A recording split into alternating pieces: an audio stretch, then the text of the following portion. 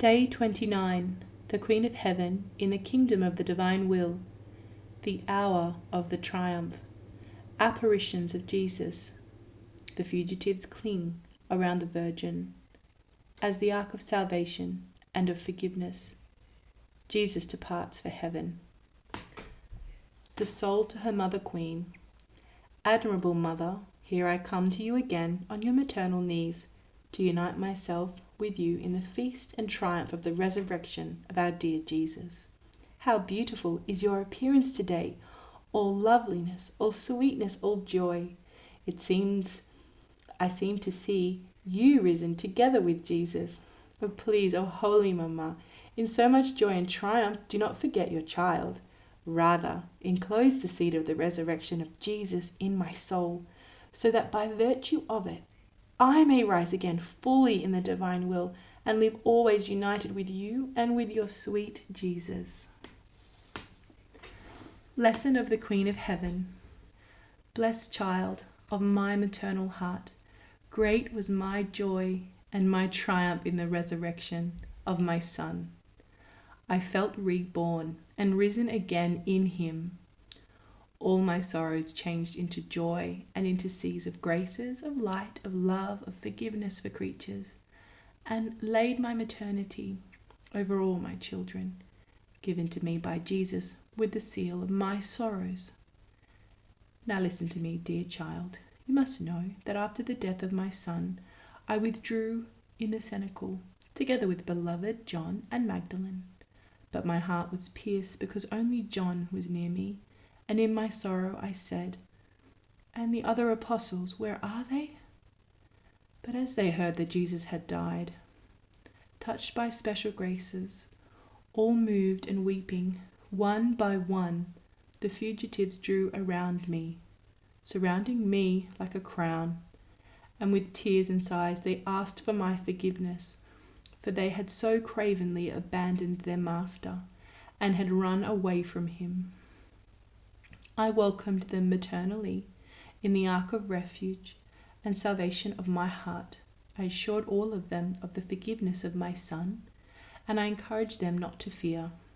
I said to them that their destiny was in my hands because he had given them all to me as my children, and I recognized them as such.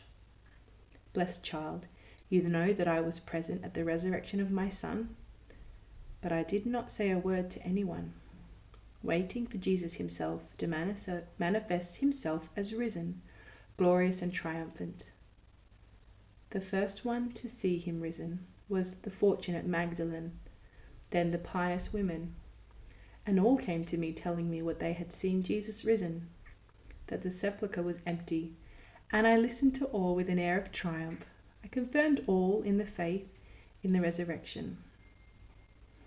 By evening, almost all the apostles had seen him, and all felt as though triumphant at having been the apostles of Jesus. What change of scene, dear child! Symbol of those who have first let themselves be dominated by the human will, represented by the apostles who ran away, abandoning their master, and their fear and fright is such that they hide, and Peter reaches the point of denying him. Oh, if they had been dominated by the divine will, they would never have run away from their master, but courageous and as triumphers would never have departed from his side, and would have felt honored to lay down their lives to defend him. Now, dear child, my beloved son Jesus remained on earth, risen for 40 days. Very often he appeared to the apostles and disciples to confirm them in the faith and certainty of his resurrection. And when he was not with the apostles, he was with his mama in the cenacle, surrounded by the souls who had come out of limbo. But as the term of the 40 days expired, beloved Jesus instructed the apostles, and leaving his mama as their guide and teacher, he promised us the descent of the Holy Spirit. Then blessed us all, he departed, taking flight for the vault of the heavens, together with that great crowd of people who had come out of limbo. All those who were there, and they were a great number, saw him ascend. But as he went up high, a cloud of light removed him from their sight.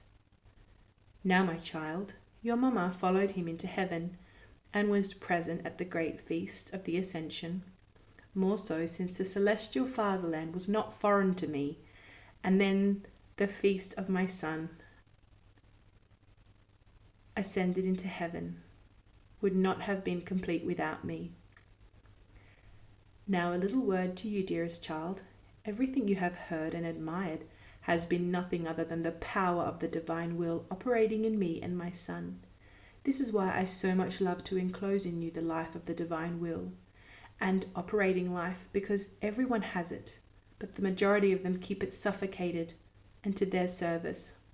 And while it could operate prodigies of sanctity, of grace, and works worthy of its power, it is forced by creatures to remain with folded arms, unable to carry out its power.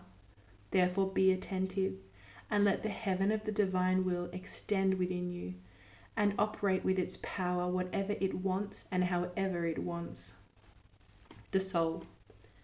Most holy Mama, your beautiful lessons enraptures me.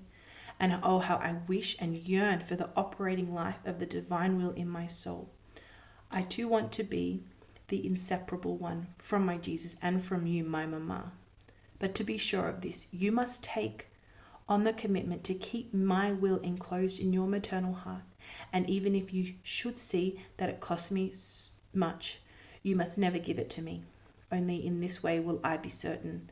Otherwise, it will always be words, but I will never do facts. Therefore, your child commends herself to you and hopes for everything from you. Little sacrifice. Today, to honor me, you will make 3 genuflections in the act in which my son ascended into heaven, and you will pray him to make you ascend in the divine will. Ejaculatory prayer. My Mama, with your power, triumph in my soul, and make me be reborn in the will of God.